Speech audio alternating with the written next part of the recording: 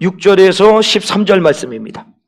오늘 계속해서 로마서 말씀 보겠는데요. 로마서 9장 6절에서 13절 말씀.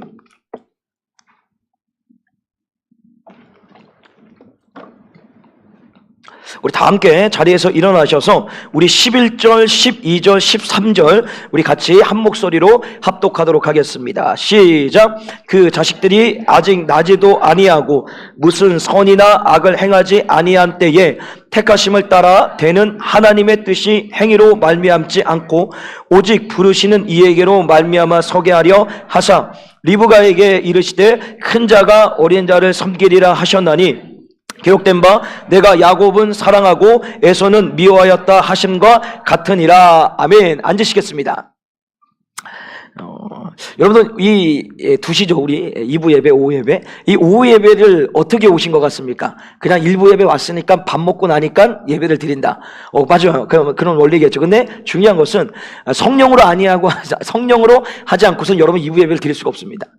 어쨌든 성령께서 마음에 감동을 주시고 택하셔서 부르신 여러분들이 이 자리에 있는 거예요. 믿으십니까? 예. 보세요. 1부 예배 드린 분들 가신 분이 절반이에요. 가셨어요. 네, 가셨어요. 그분들은 또 이게 말이 좀 그러면 또 혹시 또 기분 나쁘니까 택함을 받았다면 이거 오늘 이제 말씀의 내용이니까 택함 받았냐 안 받았냐 뭐 주님이 아시지만 어쨌든 2부 예배를 위해서 택함 받은 분이 여러분들입니다. 네, 그 택함에 여러분들 기뻐하시길 바랍니다. 감사하시길 바랍니다. 그래서 자신을 위해서 우리 박수 한번 하겠습니다. 할렐루야. 네, 훌륭하십니다. 훌륭한 분이십니다. 네, 좋습니다. 아주 그냥 박수가 그냥 넘쳐났으면 좋겠습니다. 제가 사실 박수에 참 인색한 사람 아닙니까? 하여튼 박수 치는 거 별로 안 좋아해가지고 하는데, 안 되겠더라. 그래서 좀 분위기를 업하기 위해서는 박수를 치는데 중요한 것은 이 모든 박수의 영광이 누구한테 가야 돼요?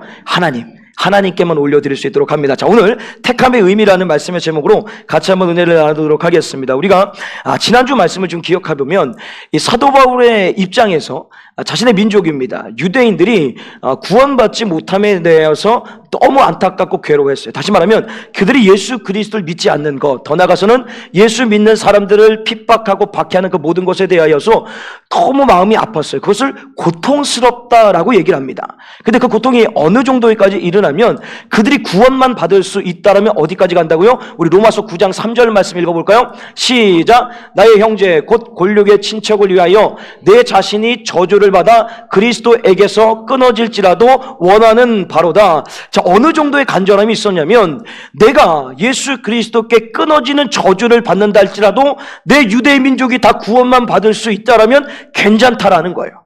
그 정도로 유대 민족이 구원받기를 이 사도 바울은 너무나게 간절히 원했다라는 겁니다. 그런데 그런 마음 가운데서 한편의 의문이 하나 생긴 거예요. 어떤 의문이 생겼냐면 이런 겁니다. 하나님께서는 분명히 이스라엘, 유대 민족을 택하셨어요. 그들에게 율법을 주셨고 하나님을 어떻게 섬기는지에 대해서 어떤 민족보다도 가장 먼저 택하시고 그들을 불러내셔서 그들이 하나님의 뜻대로 살 수 있도록 택하여 주신 선민이라는 거예요. 그런데 이가 의문이 드는 게 뭐냐? 그럼 선민인데 어떻게 예수 그리스도를 믿지 않을 수가 있냐라는 거예요. 맞잖아요. 하나님이 택하셔서 불러냈는데 이들 가운데 모두 다 예수 그리스도를 믿고 구원을 받아야 되는데 누구는 그 복음을 받아들이고 누구는 그 복음을 받아들이지 않는다라는 거예요. 이게 너무 바울의 입장에서는 의문스러웠다라는 겁니다. 쉽게 이런 거죠. 어떤 집안에 4대째 믿음의 명문 가정이 있어요. 증조 할아버지 그리고 아버지 아들 4명이 다 목사입니다. 근데 5대째 딱 와가지고 예수를 안 믿는 거예요. 그럼 어떤 마음이 들까요? 어떻게 그럴 수가 있냐라는 거예요. 어떻게 집안 자체 모두 다 목회자 집안인데 그 목회자 집안에서 어떻게 예수를 안 믿을 수 있느냐, 이런 것처럼 의문이 들기 시작했다라는 겁니다. 그래서 이 의문을 좀 풀기 위해서 오늘 말씀을 들어가기 전에 조금 쉬운 얘기를 제가 좀 하나 하고 넘어갈게요. 여러분, 신앙생활 하다 보면 예정론이란 어떤 단어를 들어보셨을 겁니다. 자, 예정론이 뭐죠? 자, 그냥 설명을 이게 졸지 마시고 이건 좀 잘 듣고 가셔야 돼. 그래야지만 본문이 이해가 될 수 있으니까. 쉽게 예정론이라는 것은 하나님께서 구원을 하실 때는 인간이 어떤 수고와 노력과 애씀과 능력으로서 구원을 얻어지는 것이 아니라 이미 하나님께서 이 우주 만물을 창조하시기 이전에 이미 하나님께서 모든 것을 미리 아시고 정해놓고 택하시고 부르시겠다라고 얘기를 해놓으신 거예요. 그걸 예정하셨다라는 거예요. 하나님의 계획 안에서 예정하여 구원받게 하신다는. 그래서 이 말씀에 대해서 에베소서 1장 5절 말씀을 같이 한번 읽어볼까요? 시작.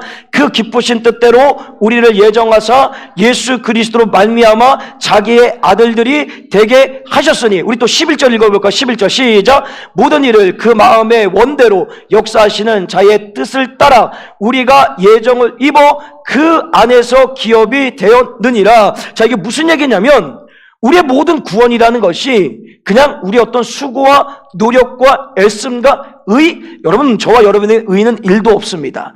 근데 이미 하나님께서는 창세 전부터 이 모든 것들을 예정하셨어요. 여기 있는 조성욱이라는 사람과 지금 여기에 예배드리고 있는 모든 여러분의 성도님들을 이미 하나님께서는 창조 이전에부터 예정해 놓으셔서 뭐를? 우리를 구원하시겠다라고. 그래서 그 주님의 때 우리 한 사람 한 사람 불러서 구원을 받을 수 있도록 주님이 은혜를 베풀어 주셔요. 그게 절정의 말씀이 무엇입니까? 우리 로마서 8장 29절 30절 읽겠습니다. 시작. 하나님이 미리 하신 자들로 또한 그 아들의 형상을 본받게 하기 위하여 미리 정하셨으니 이는 그로 많은 형제 중에서 맏아들이 되게 하려 하심이니라. 또 미리 정하신 그들을 또한 부르시고 부르신 그들을 또한 의롭다 하시고 의롭다 하신 그들을 또한 영화롭게 하셨느니라. 자, 우리의 구원의 과정을 얘기를 하십니다. 구원은 여러분들이 나 구원받고 싶습니다라고 해서 구원받은 게 아니에요. 이미 하나님께서 이 우주 만물이 창조되기 이전에 우리를 미리 아셨습니다. 조성욱이라는 사람 알고 여러분을 알아서 하나님의 때에 딱 택하셔서 택한 걸로 끝나는 것이 아니라 불러내시죠. 불러내셔서 그냥 부른 것으로 끝나는 것이 아니라 예수 그리스도를 믿을 수 있는 믿음을 우리 가운데 주셔서 예수를 주라. 영접하는 자, 곧 그 이름을 믿는 자에게는 하나님의 자녀가 되는 권세를 주셨느니라는 것처럼 우리가 그 예수를 영접할 수 있도록 우리 마음과 생각을 열어주셨어요. 그래서 우리를 의롭다 칭하시고 이제는 어떻게 합니까? 영어롭게 지금 만들어가고 계신. 뭘로요? 예수 그리스도를 가장 닮은 모습으로서 완벽한 모습으로 우리를 만들어가고 있다라는 거예요. 이 모든 것이 그냥 어느 한순간에 우연치 않게 아니 더 나아서 우리의 수고와 노력으로 된 것이 아니라 이미 하나님께서는 이 모든 일에 대하여서 저와 여러분의 구원의 과정을 예정해 놓으셨다라는 거예요. 그걸 예정론이라고 얘기를 하는 겁니다. 그럼 왜 처음부터 이런 얘기를 하면서 들어가느냐? 오늘 사실 사도 바울이 가지고 있는 의문을 풀기 위해서 이 얘기를 던지고 갑니다. 자, 오늘 본문 9절 말씀 9장 6절 말씀을 같이 한번 읽어볼까요? 9절 말씀 시작. 또한 하나님의 말씀이 폐하여진 것 같지 않아도 이스라엘에게서 난 그들이 다 이스라엘이 아니요. 자, 이게 무슨 얘기냐면 자, 사도 바울에게 의문이 있는 거예요. 자, 우리 유대민족이 구원을 받지 않는 거에 대해서 예수를 믿지 않는 거에 대해서 너무 고통스럽고 내가 저주받는 한이 있어도 저들이 구원받는다라면 괜찮다 하는 정도로 그 마음 가운데 민족의 복음화를 위해서 애를 썹니다. 그런데 가장 큰 의문이 이런 거였어요. 왜 선택받았는데 하나님의 선민인데 저들은 율법, 아니 다른 민족 찾아봐도 율법을 받은 민족은 아무도 없어요. 자기들밖에 없단 말이에요. 거기 율법에는 모든 무슨 얘기예요? 예수 그리스도 얘기밖에 없단 말이에요. 근데 그 예수를 믿지 않는 거예요. 어떻게 그럴 수 있느냐? 그러면 하나님의 말씀이 폐하여진 것이냐?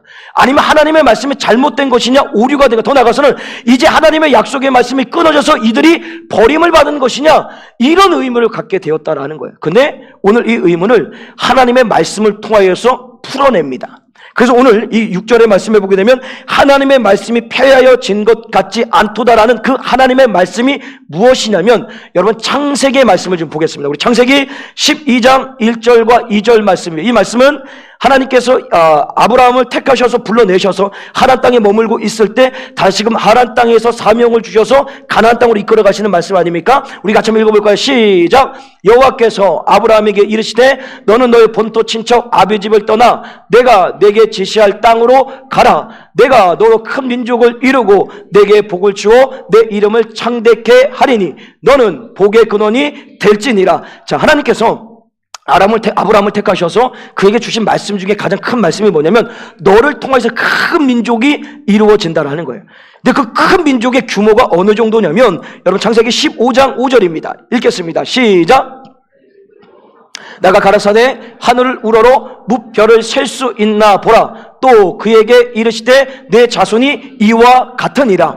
자, 아브라함을 통해서 만들어지는 그 자손의 수가 저 하늘의 별 여러분 세실 수 있습니까? 절대 못 셉니다. 셀 수가 없다니까요. 그 셀 수 없을 만큼의 규모가 어느 정도의 어마어마한 민족이 만들어진다라는 겁니다. 자, 그러면서 마지막에 창세기 21장 12절에 이렇게 말씀하십니다. 읽겠습니다. 시작. 하나님이 아브라함에게 이르시되 내 아이나 내 여종을 위하여 금심치 말고 사라가 내게 이른 말을 다 들으라. 이삭에게서 나는 자라야 내 씨라 칭할 것임이니라. 자, 보세요. 하나님께서 아브라함에게 약속을 주셨어요. 무별과 같이 셀 수 없을 만큼 너를 통해서 큰 민족이 이루어지는데, 하나님이 아브라함의 자손이라고 인정하는 것은 이삭의 씨로서 나오는 자들만 하나님의 아들이라고, 다시 말해 아브라함의 자손이라고 인정한다라는 거예요. 자, 이게 무슨 얘기냐면 아브라함에게는 아들이 이삭밖에 없습니까? 아니잖아요. 한 명 더 있습니다. 누가 있죠? 이스마엘, 여종 하갈을 통해서 생산한 이스마엘이 있고, 또한 본처인 사라를 통해서 난 이삭이 있단 말이에요. 이들을 통하여서 민족이 이루어지는 겁니다. 그런데 하나님이 인정하시는 아브라함의 자손이라는 것은 이 이삭의 씨로만 나온 자들만이 하나님의 자손이라는 거예요. 아브라함의 자손이라는 거예요. 이스마엘을 통해서 나온 자는 절대 그렇게 될 수가 없다라는 거예요. 그 얘기를 다시금 우리 9장 7절을 볼까요? 본문 9장 7절 시작. 또한 아브라함의 씨가 다 그 자녀가 아니라 오직 이삭으로부터 난 자라야 내 씨라 칭하리라 하셨느니라. 자, 보세요. 오늘 사도 바울이 얘기하는 것이 뭐냐면, 하나님이 인정하는 자라는 것은 이스라엘 백성 중에 이삭의 씨로 생산된 자들만 하나님의 자녀라는 거예요. 그러면서 아까 6절에 이스라엘이라고 다 이스라엘이 아니요라고 얘기를 하는 거예요. 무슨 얘기냐? 아브라함이라고, 아브라함의 자손이라고 모두 다 아브라함의 자손이 아니라 이삭의 씨를 통하여서 번성된 자손만이 아브라함의 자손이라고 인정을 하는 거예요. 그럼 이게 어떤 의미를 담고 있자면, 정리하면 이런 겁니다. 자, 사도 바울이 의문을 가졌어요. 어떤 의문을요? 우리 민족은 선민, 택함받았다라는 거예요. 그러면 당연히 율법을 수교받은 우리는, 아니 예수님께서 우리의 혈통을 통해서 이 땅에 오셨는데 당연히 우리 모든 민족들은 뭘 믿어야 돼요? 예수 그리스도를 믿어야 되는 거예요. 근데 안 믿는 거예요. 안 믿는 자들이 있고, 심지어는 그 믿는 자들과 복음을 전하는 자들을 핍박하고 밖에서 죽이고 감옥에 가지고 그 복음의 걸림돌로 쓰임받는 게 유대인들이라는 거예요. 그러니까 이게 어떻게 이럴 수 있습니까, 주님? 라고 의문을 가졌는데, 하나님께서 이 구약의 말씀을 통해서 깨달을 것이 뭐냐면, 야, 아브라함의 자손이라고 다 아브라함의 자손이 아니다라는 거예요. 이게 무슨 의미냐면 이런 거죠. 엄마, 아빠 뭐 이렇게 집안에 목사님도 있고 장로님도 있고 권사님도 있고 집사님도 있어요. 그러면 그 집안에 있다라고 해서 그 자녀들이 구원받는 게 아니에요. 아빠가 목사님이라고 구원받는 게 아니라니까요. 자꾸 착각하는 게 뭐냐면, 내가 믿음의 가정에서 내가 잘 믿으면 애들도 잘 믿는다고. 아니, 보세요. 목사님 아들 중에 예수 안 믿는 애들이 참 많아요. 저도 사실 안 믿었어요.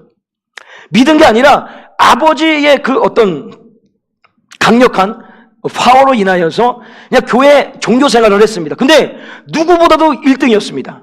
하여튼 종교적인 열심은 진짜 이 제천시에서 내노라 합니다. 그래서 제천시 연합회 중고등부 전체의 회장까지도 합니다. 장난 아니죠. 대형 집회도 제가 그때 했습니다. 어느 정도로 대피를 했냐면, 여러분 우리 때는 소리에 에이멘 뭐 이런 쭉 이 가수들이 있어요. 그 가수들 15팀을 초청을 해가지고 제천시에서 그때 실내체육관 하나 졌는데 거기서 콘서트를 했습니다. 그걸 고등학교 때 기획을 해서 했어요. 이게 있어요. 와하라는 게 아니라 제가 뭘 얘기를 하냐면, 내가 온전히 예수 그리스도를 믿지 않는데도 그 일을 하고 있더라는 거예요.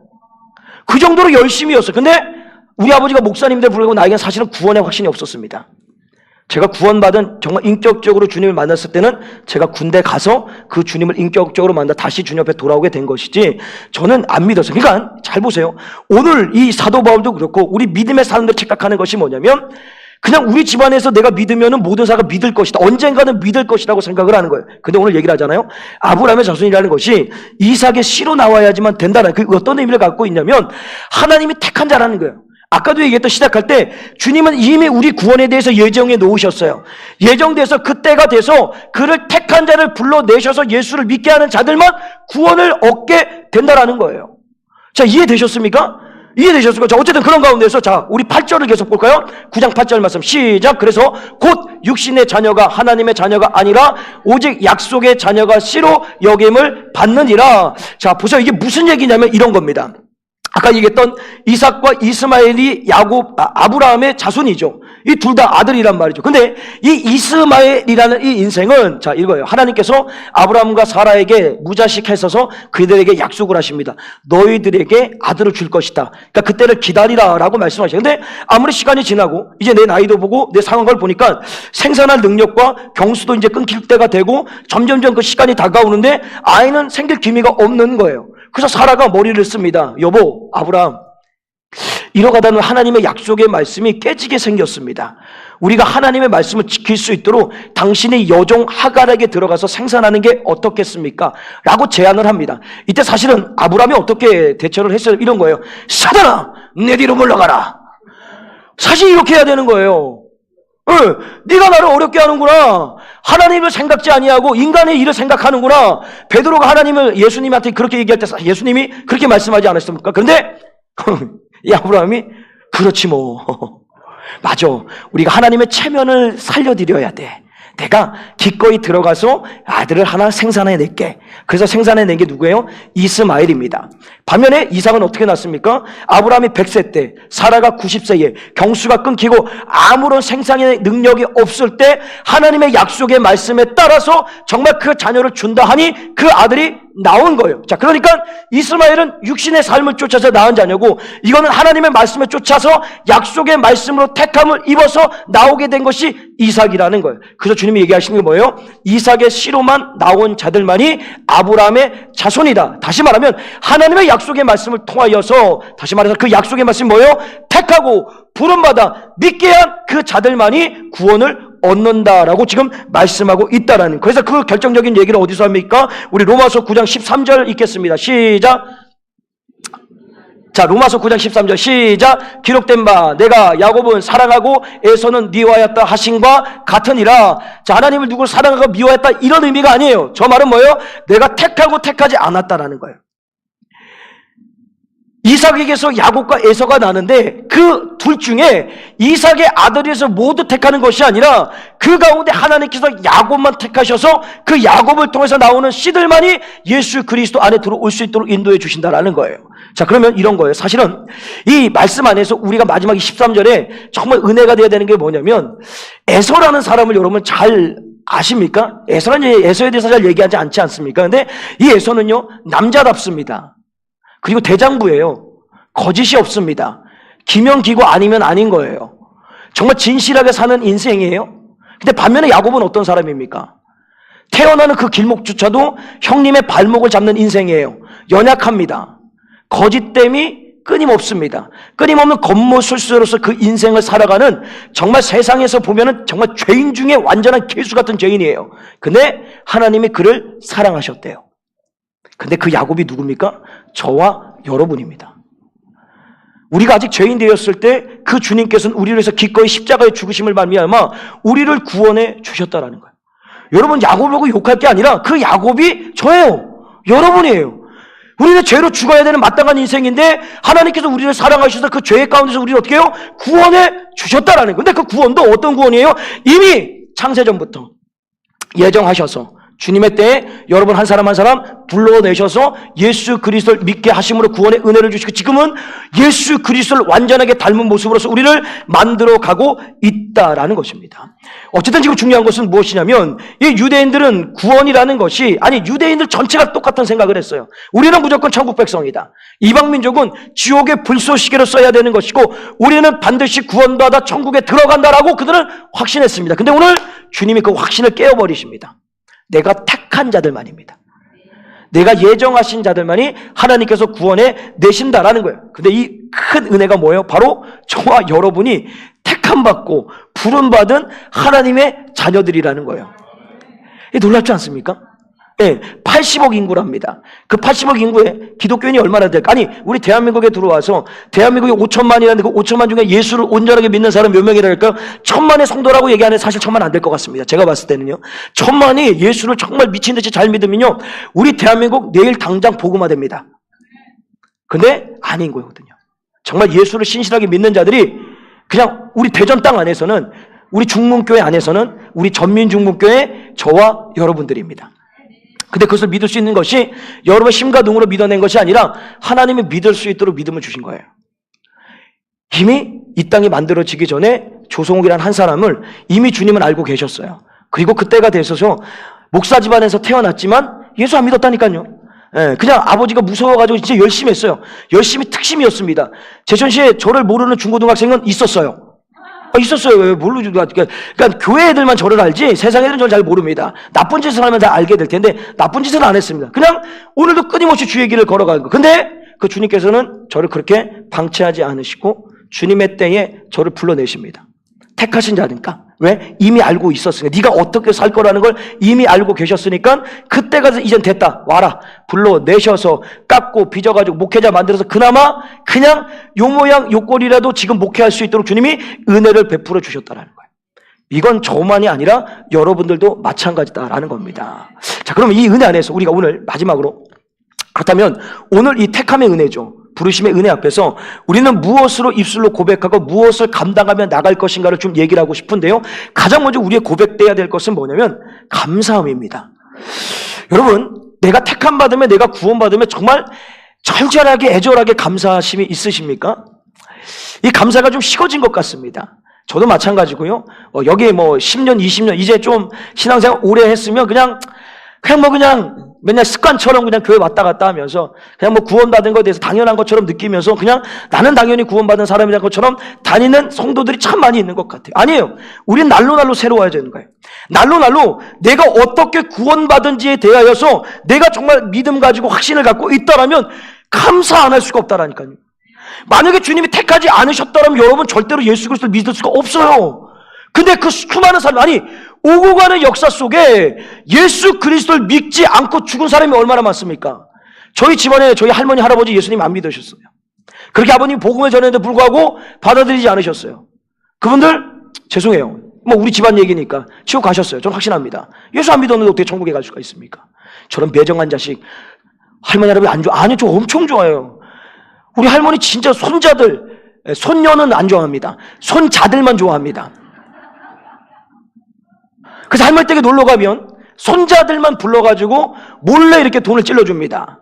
저 앞에 매점 가서 뭐 사 먹으라고. 손녀들은 방치해 놓습니다. 그 정도로 이렇게 남자에 대한 얼마나 잘해주시는데요. 정말 얼마나 사랑을 받았는데요, 제가. 그 할머니한테. 왜냐하면 그 집안의 6남매 중에 아버지가 유일하게 예수를 믿는 바람에 이 나머지 집안으로 핍박을 당하고 있는 우리이기 때문에 정말 어렵게 살았거든요. 그걸 할머니가 아시니까 더 애처로운 거예요. 왜? 아비 잘못 만나서. 근데 사실은 아비를 잘못 만난 게 아니라 저는 잘 만난 건데 그분들 입장에서는 애비엠이 잘못 만나서 네가 개고생하는구나. 맨날 그렇게 얘기를 하시는 거예요. 얼마나 안타까워. 근데 사실 그 안타까움이 누구예요? 우리 할머니 할아버지인 거예요. 근데 그분들이 안타깝게도 예수 그리스도를 구주로 영접하지 못하고 돌아가셨어요. 그럼 지옥에 갈 수밖에 없다라는 거예요. 집안에 목회자가 있어도 목사가 있어도 아무리 복음을 전해도 그 복음을 받아들이지 않는다면 아니 왜? 정확히 택함 받지 않아서 그렇다라는 겁니다. 근데 너무 감사한 게 뭐예요? 여러분들 예수 그리스도 안 믿으시는 분 없잖아요. 그 믿음을 여러분을 믿고 싶어서 믿은 게 아니라 믿을 수 있는 믿음을 주셔서 왜? 택함 받은 백성이기 때문에 아니 하나님께서 택하여 주셨기 때문에 여러분들이 예수를 구주로 영접할 수 있게 되었다라는 거예요. 그러면 이 택함의 은혜에 여러분은 매일같이 감사하면서 살아가야 된다라는 겁니다. 자, 그러면 나가서 이 감사함이 정말 여러분 삶 가운데 진실함으로 나타내기 위하여서 가장 중요한 겁니다. 우리가 해야 될 건 뭐예요? 복음 전하는 겁니다. 끊임없이 아직도 이 땅에서 예수 그리스도를 믿지 않는 자들에게 복음을 전해야 되는데 자 여기서 의문이 하나 드는 게 있어요. 그 의문이 뭐냐면 목사님 예정하셨다라며요. 택하셔 부르신다는 이미 구원의 계획은 세워져 있으니 이 사람 구원받고 구원받지 않는 거 하나님께서 아시니까 굳이 우리가 전도할 필요가 뭐가 있냐라고 반드시 의문을 갖습니다. 맞잖아요. 이미 정해놓으셨는데 복음 전할 이유가 없는 거예요. 하나님이 때 되면 불러가지고 구원받게 하실 텐데 왜 우리가 굳이 애를 써야 되느냐? 이렇게 물어볼 수 있다라는 거예요. 자, 이 의문까지 풀고 말씀을 마무리하겠습니다. 우리가 요즘 새벽에 마가복음 말씀을 우리가 나누고 있어요. 그 마가복음 말씀 중에 금요일 새벽에 뭐 있냐면 씨 뿌리는 자의 비유에 대해서 말씀을 합니다. 자, 농부가 씨를 뿌립니다. 그 씨를 뿌리는데 길가에도 뿌리고 감사합니다. 길가에도 뿌리고 돌밭에도 뿌리고 가시덤 뿌리는 데도 뿌리고 좋은 밭에도 뿌립니다. 모든 밭에다 뿌려냅니다. 자, 그 뿌린 결과가 어떻게 나타나냐면 우리 마가복음 4장 4절에서 7절 말씀을 같이 한번 읽겠습니다. 시작. 뿌릴새 더러는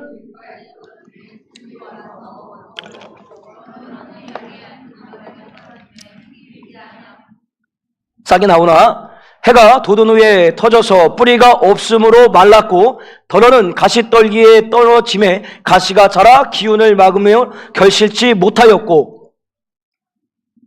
그 다음 거 없어요? 어쨌든 걸치지 못하고 더러운 조당에 떨어짐에 무성한 결실을 하였으나 30배와 60배와 100배가 되었느니라 하시고, 자, 길가밭, 돌바밭, 가시밭, 그 다음에 좋은 밭, 모든 땅에 씨를 뿌려냅니다. 근데 결과적으로 좋은 밭에만 열매가 맺히더라는 거예요. 자, 한번 보세요. 자, 오늘 이 말씀에 씨라는 것은 하나님의 말씀입니다. 이거 신천지에서 얘기하는 거 아닙니다. 진리를 말씀드리는 거예요. 이 신천지가 한때 이런 거 이상하게 써먹어가지고. 자, 신 하나님의 말씀. 씨 뿌리는 자는 예수님. 예수님이 이 땅에 오셔서 하나님의 말씀을 끊임없이 전하고 선포하시는 거예요. 근데 그 선포하실 때, 이 밭은 별로 안 좋다. 여기는 좋다. 이 좋은 밭에만 뿌리는 것이 아니라 좋든 나쁘든 모든 곳에다가 복음을 뿌려대십니다. 자, 예수님은 전능하십니까? 전능하지 않으십니까? 전능하십니다. 죽은 자도 살릴 수 있는 능력을 가지시고 있는 분이에요. 자, 그러면 내가 이 말씀을 전할 때 저 사람이 말씀을 받아들일지 안 받아들일지 알까요? 모를까요? 알아요. 사실 인간인 저도 이렇게 설교하다 보면 저분이 지금 말씀을 받아들이고 있는지 딴 생각하고 있는지를 알아요. 다 알아요. 그래서 그분들하고 웬만하면 눈을 안 마주칩니다. 잘 보시면 제가 눈을 마주치는 분들이 있어요. 왜냐하면 잘 받아들이시는 분들 잘 마주쳐요. 근데 안 마주치는 분들은 하여튼 그래요. 하여튼 그래요. 중요한 건 보세요. 다 아십니다. 그러면 예수님 입장에서 바로 힘들게 받지 않고 나를 비난하고 핍박하는 사람에 전할 필요가 뭐가 있겠습니까? 그렇잖아요. 그냥 이거를 잘 받아들이지 않으면 주면 되는데. 근데 오늘 예수님 그렇게 하지 않고 이 땅에 오셔가지고 누구든지 모든 자에게 믿던지 안 믿던지 간에 그 복음을 다 뿌려야 된다는 거예요. 그러면 하물며 우리입니다. 우리는 저와 여러분은 이 자리에 앉아있기 때문에 택함 받았다는 걸 우리는 알고 있어요. 우리는 택함 받았어요. 근데 이 세상 가운데 예수 그리스도를 믿지 않는 사람 중에 분명히 하나님이 택한 자가 있는데 여러분들이 그 중에 그가 택함 받았는지 택함 안 받았는지 압니까? 모릅니까? 몰라요. 알 수가 없단 말이에요. 그런데 중요한 것은 우리도 택함 받았을 때 그냥 택함 받은 것이 아니라 주님께서 내 귓가에 복음이 들려졌기 때문에 우리가 주 예수 그리스도를 구주로 영접하게 되었다. 누군가는 우리에게 복음을 전했다라는 거. 왜? 여러분 로마서 10장 17절에 뭐라고 얘기합니까? 시작. 그러므로 믿음은 들음에서 나며 들음은 그리스도의 말씀으로 말미암았느니라. 자, 믿음이 뭐예요? 하나님의 말씀으로 생긴다라는 거. 그러니까 우리가 믿음이 그냥 생긴 게 아니라 물론 주님이 주시는데 그 주님이 주시는 가정 가운데 말씀이 우리 가운데 던져졌기 때문에 그 말씀을 통해서 믿음이 생겨 예수를 주라 고백하게 되었다라는 거예요. 그러면 우리가 해야 될 것은 오늘도 뭐예요? 전하는 거예요. 왜? 택함 받은 사람이 누군지 알 수 없어요. 여러분의 가족 가운데도 아직 예수 믿지 않는 분들이 있어요. 근데 그분 중에 안타깝게도 택함을 못 받은 분이 있을 수도 있어요. 그러나 우리가 할 것은 그가 택함을 받았느냐 안 받았느냐 그건 우리의 소관이 아닙니다. 하나님의 소관인 거예요. 하나님이 결정하시는 거예요. 우리가 해야 될 것은 오늘도 택함 받았냐 안 받았냐 여기 연연하는 것이 아니라 때를 어떤지 못 어떤지 하나님의 말씀을 전파하라. 우리 디모데후서 말씀을 좀 볼까요? 디모데후서 우리 2장 4장 2절입니다. 시작. 너는 말씀을 전파하라. 때를 어떤지 못 어떤지 항상 힘쓰라. 범사에 오래 참음과 가르침으로 경책하며 경계하며 권하라. 때를 어떤지 못 어떤지 택함 받았냐 안 받았냐 거기에 연연하지 말고 말씀을 전파하라. 복음을 전하는 거예요. 끊임없이 전하는 거예요. 그러면 하나님의 때에 그 전했던 복음을 통하여서 이 토요전도 때 우리 막 길을 돌아다니면서 복음 전하잖아요. 물론 던지는 거예요. 그 사람들이 어떻게 변화되고 어떻게 될지는 몰라요. 어제 우리 아이들이 들어서 얘기해 4번이나 거절당했습니다. 4번이나 거절을 당했대요. 이 아이들 얼마나 마음이 아프겠습니까? 어른이 그냥 애들 거 받아주면 되는데 안 받아줘. 근데 그 사람이 그 한마디에 언젠가는 울림이 돼서 예수께로 돌아오게 된다라는 거예요. 근데 그 얘기를 평생에 한 번도 못 들으면 그가 돌아올 수 있는 길이 없다라는 거예요. 그래서 우리가 필요한 게 뭐라고요? 때는 어떤지 못 어떤지 하나님의 말씀을 전하는 일을 우리는 감당하면서 가야 된다라는 것입니다. 오늘도 이 말씀을 기억하시고요. 자, 우리 먼저 하나님 앞에 평생 주님 오시는 그날까지 그냥 감사함으로 살아가십니다. 그 수많은 사람들 가운데 내가 택함 받았다는 그 자체, 택함으로 끝나지 않으시고 불러내셔서 예수 그리스도를 구주로 영접할 수 있게 만들어내시고 이제는 그걸로 끝나는 것이 아니라 내가 예수 믿으면 완전하고 완벽할 줄 알았는데 오늘도 또 실수하고 실패하잖아요. 그럼에도 불구하고 하나님은 거기에 연연하지 않으시고 오늘도 우리를 깎고 빚으셔서 결국에는 가장 영화롭게 예수 그리스도 닮은 모습으로서 저 천국에 입성시켜 주겠다고 이미 우리는 약속을 받았고 그렇게 우리는 살아가고 있다라는 거예요. 그럼 우리는 그것을 뭐예요? 감사해야 되는 거예요. 그 감사의 진정한 고백이 뭐라고요? 이제는 여러분만 그 선택의 자리, 택함의 자리에 있는 것이 아니라 때는 어떤지 어떤지 하나님의 말씀을 전하라. 복음, 예수 그리스도 그들을 끊임없이 여러분의 가정과 직장과 사업장과 삶의 터전에서 전함을 통하여 그 전함 때문에 그들에게 믿음이 생겨 우리를 알고도 지옥에 가는 인생이 한 명도 없고 모두 다 예수 그리스도를 구주로 영접하여 천국 백성 되어지는데 여러분들이 쓰임받으시길 주님의 이름으로 간절히 축원합니다. 우리 같이 한번 말씀